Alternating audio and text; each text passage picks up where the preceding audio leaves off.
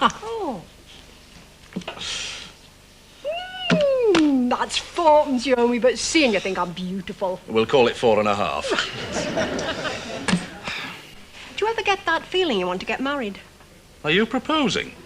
Because if you are, we will have it proper. Get on your hands and knees. Don't be silly, it's a serious question. Why should I want to get married when I've got all this? Oh, don't worry, I know you're favoured, but I always think you're better off with someone your own age. I'll let you into a secret. I prefer older women. You better book your ideas up a bit, then you are like a bear with a sore head when you come home. Good to see who goes. Well, do you wonder? Spending all my working hours with Arthur Simister. It's as jolly as a wet weekend in Warrington at the best of times. It was unusually miserable this morning.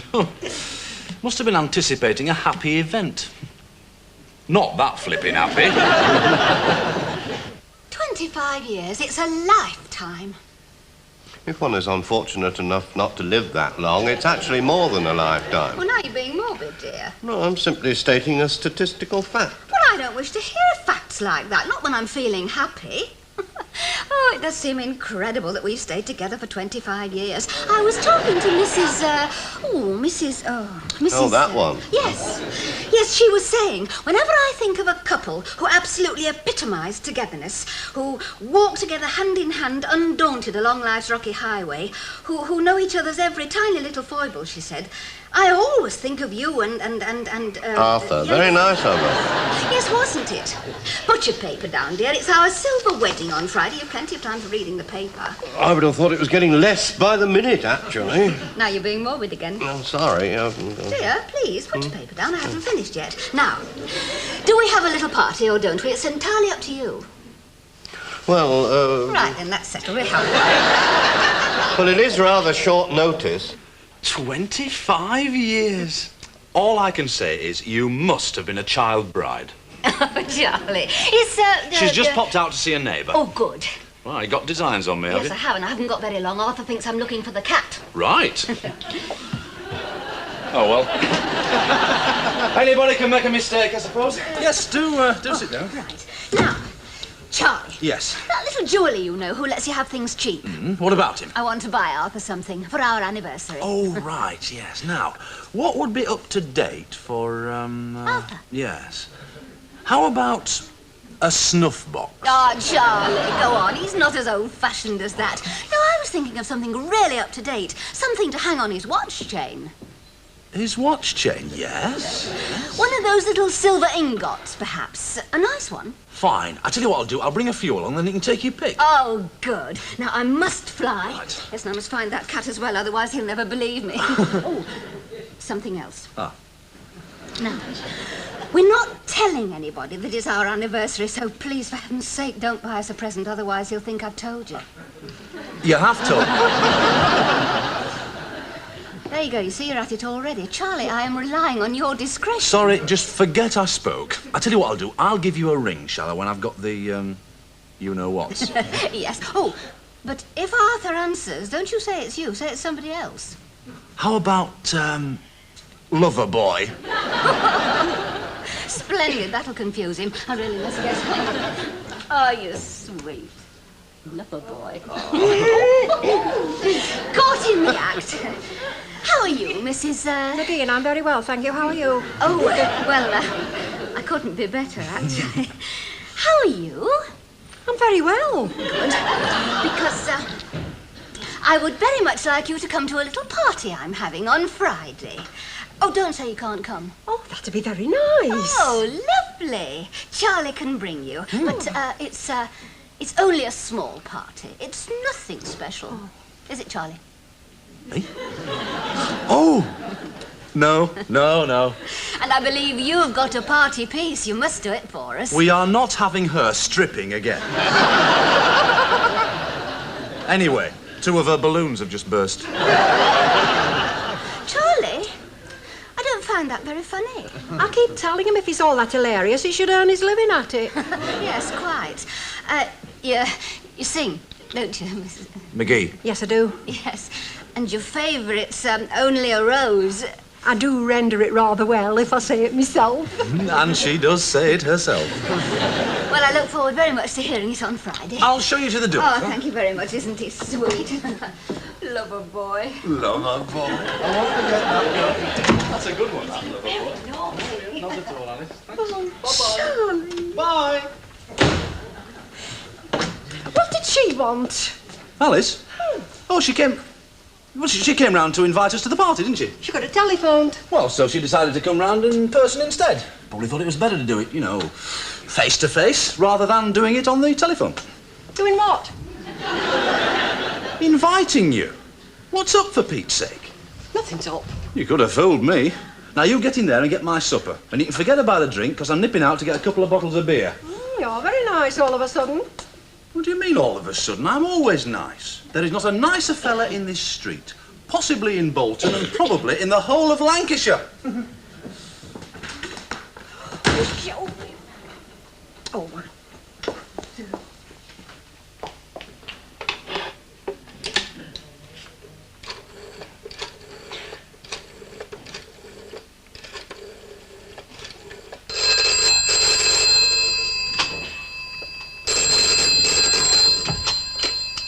Hello, Arthur Simister speaking. Oh, hello, Mr. Simister. This is Mrs. Florence McGee. Oh, hello, Mrs. McGee. If it's Mrs. Simister you're after, I'm afraid she's gone out, but she won't be long. She's just looking for the cat. Yes, Mr. Simister? Jennifer, look, I was talking on the telephone yesterday evening to Mrs. McGee. I intended to invite her to our little party, only we were cut off. I rather think your wife's already asked her, Mr. Simister. Mrs. Simister mentioned it this morning when she phoned to ask what your next-door neighbour's address was. Oh, did she? Yeah. Well, any word from Mr. Folliot? Yes, Mr. Simister, his secretary phoned. He's expecting to have another appointment that night. Oh. Well, that just leaves Harry Hutchins. Tell him I'd like to see him. I will, Mr. Simister. I don't know where he's got to. Jennifer, I suppose I must invite him. He'd be very hurt if you didn't. He may only be the caretaker, but he's an extremely sensitive person. Yes, he is, isn't he? It is a dilemma, Jennifer. I'd hate him to think that I was still prejudiced by his criminal past, but they do seem to pick up rather strange habits in prison. I understand that if they don't care for the food, they bang their utensils on the table. But you're not having a sit-down meal, Mr. Simister. There won't be any knives and forks and things. You can come in now, Mr. Hutchins. I hope you don't mind me ringing you at work, Mr. Hutchins, only I've got this little problem. And with you knowing the parties involved, sit down. It's Mr. Fisher. Oh, aye. Now, I don't want you to say a word outside this room, but I think that Mr. Fisher is carrying on with Mrs. Simister. Give up. He told me himself he prefers older women. And only last night when I come home unexpected, I caught them in here together, alone. And when I rang Mr. Simister, poor lamb, he said she was looking for the cat. Nay. I mean, she calls him Loverboy. What, the cat? Mr. Fisher. Oh. Yes. He plays fast and loose, you know. Yeah. Oh, he's a lovely lad in many ways, and I know they have to have female company, but I draw the line at Mrs. Simister. So I thought that with you working there, you might be able to keep an eye on them. I'll sum it up in one word for you. Middle class. Oh. They're not like you and me, you know. They don't have the same standards like what we have. All the churchgoers in Bolton live in terraced houses and corporation estates. You know what they call Sunday mornings in them posh houses up Duke's Brow? Orgy time. You'd never believe it, would you? You would not, no. Oh, hello, Mr. Fisher. Oh, what are you doing here, then? Oh, mind your own business. What have you forgotten this time? Your briefcase? Can't afford a briefcase. Me aftershave. Well, before you go, you might as well hear what Mr. Hutchins and me have been talking about. Well, go on, I've got a client waiting. Well, it sometimes happens that older women are attracted by younger men, and younger men are attracted by older women. And vice versa? Yes, and... Now, I know just what you're going to say. That it is embarrassing for all their friends, that the rest of the world think they're stupid, and it can only end in unhappiness all round. Oh, that's exactly what I was going to say. So that's what's been worrying you. Well, just forget it. Let the world go hang. You just live your lives, and best of luck to you. Your little secret is safe with me.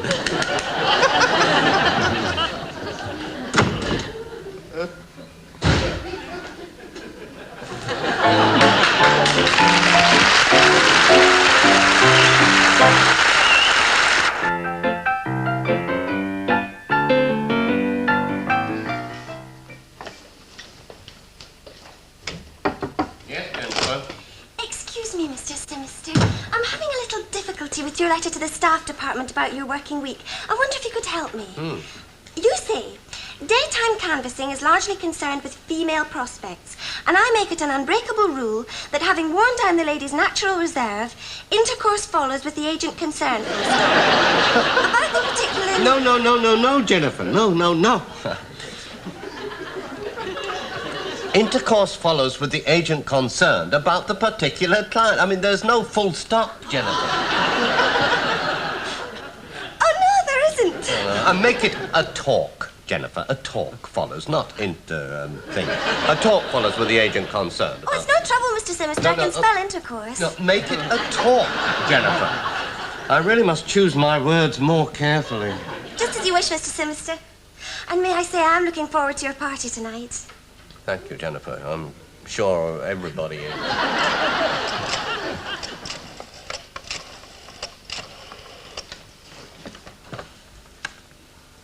Hello.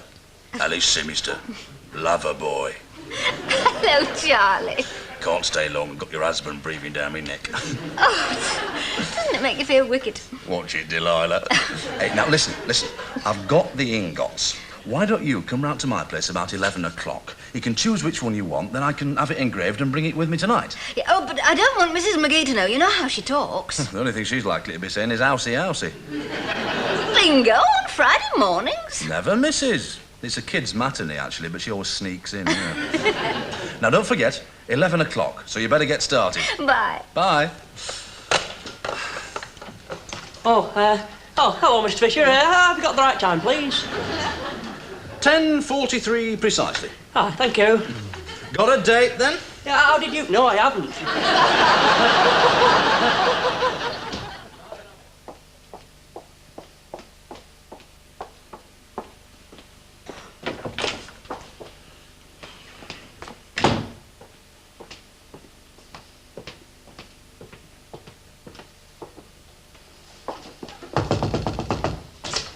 Oh, you'll get me into trouble, you will. Come in.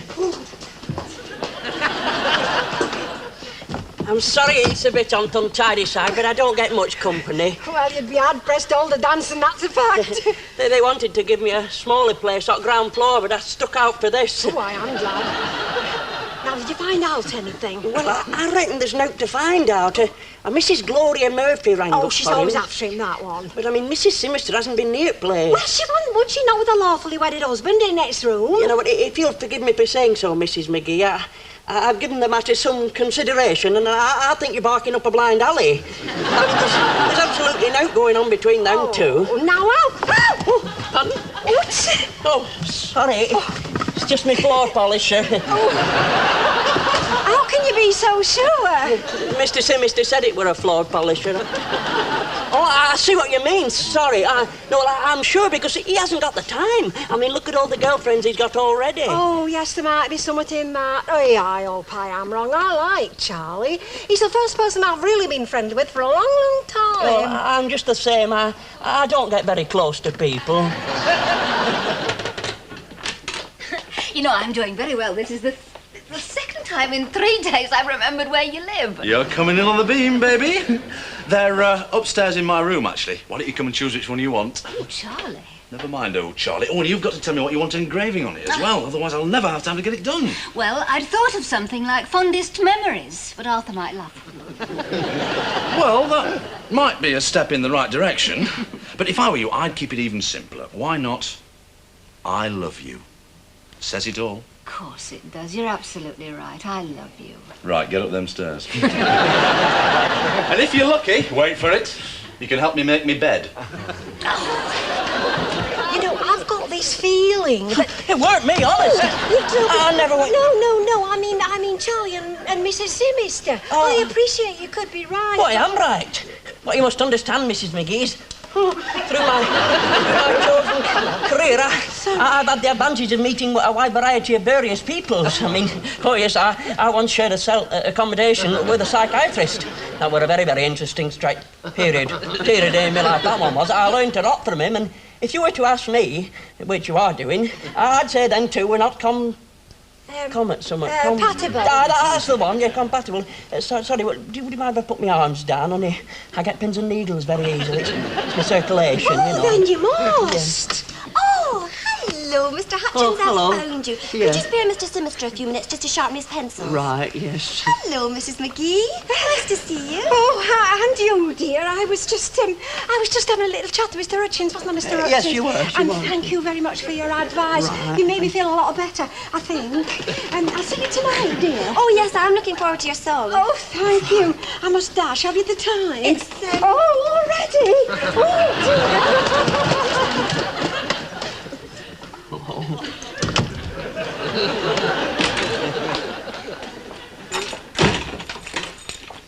Oh, Charlie, I am sorry.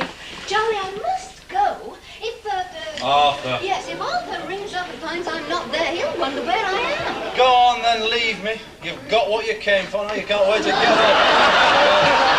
Oh, Charlie. Oh, hello, Mrs. McGee. You've caught us again. Hello, Florence. Hello. Well, I'll see you both tonight then. Oh, and I can't wait for your song. And don't forget, Charlie, I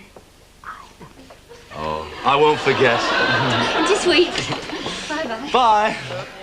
I thought you were supposed to be at bingo. Aye, I'll bet you did. Been to see your boyfriend, have you? Wait! It's him I feel sorry for. There's a lot of this in America, you know. Young fellas stealing their bosses' wives. If you're to believe the telly. No, and you must. Oh? Definitely. Oh, yes. It's what they call the mirror of life television. Man, I don't indulge an awful lot myself these days. Me set's getting old, you know, and you can't get the vowels. Oh, here they are, coming out of the kitchen. Look at them, they're like cats with cream. Oh, dear. Would you take these and I'll hand the plates round? Yes, dear, yes. Me, would you help yourself to the plates? You might like to take one before you actually get it. Would you like to sing your song now, Mrs. McGeehan, I don't think so. I don't feel like singing tonight. Oh, dear, what a shame. Cheeky madam. They're all the same middle class or a brass-faced lot. Well, I'm not standing by and watching Mr. Simister suffer. You must know, bless him, eh? Look at that face. Mrs. McGee? Thank you. Oh, I'll take one or two, Mr. Hutchins. Oh, thank you. I understand that you're going to delight us with only a rose. No, I'm not in a singing mood, I'm afraid. Oh, dear. Mr. Simister, bless you. You're very brave.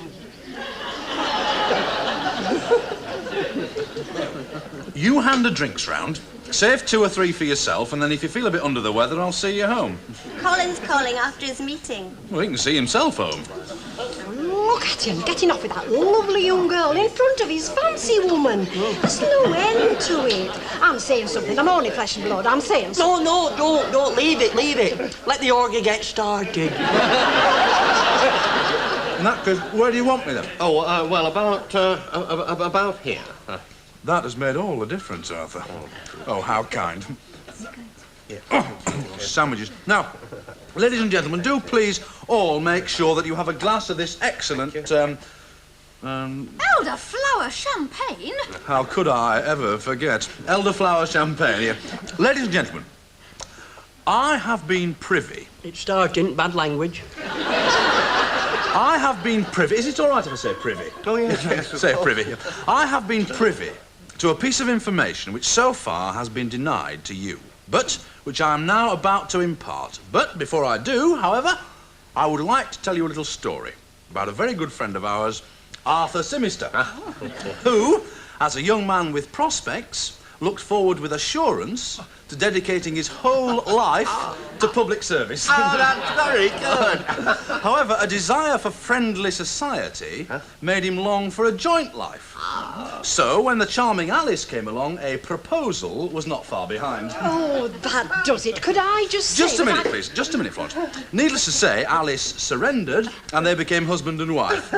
And now their excellent policy has reached maturity after 25 years of endowment one to the other. So please, join with me in toasting on their silver wedding anniversary, Alice and Arthur Simister. Alice and Arthur. Alice and Arthur. Two-faced. Mrs. McGee, if you wouldn't mind, just a moment, eh? Thank you. Oh, do sit down, everybody. Look, in thanking Mr. Fisher for his kind and witty words, I just wanted to add that the reason why we didn't tell you anything was because we didn't want you all to dash out and buy expensive presents. Oh. However, now that you know, you can all dash out and buy them at your leisure. It's just a joke, dear. It's just a joke. It's not a joke. One more thing, if you don't mind, Mrs. McGee. A very special thank you to my wife for putting up with me for the past 25 years and for this splendid silver ingot. Look, isn't that lovely? Isn't it lovely? And for the splendid engraving. Thanks very much. Oh, jolly good. I also have to thank Mr. Fisher for helping her to find it and to select it. They didn't realize that I knew, but for the past few days they've been together, racing against the clock to prepare this wonderful gift. Yes. If anyone had noticed them, they might have thought that something underhand was afoot, if you'll forgive the mixed metaphor. Anyway, thank you very much, ladies and gentlemen. Yes. Thank you, one and all. Yes, jolly good, Arthur, yes. And now, Mrs. McGee. Mrs. McGee? The floor is yours, Mrs. McGee.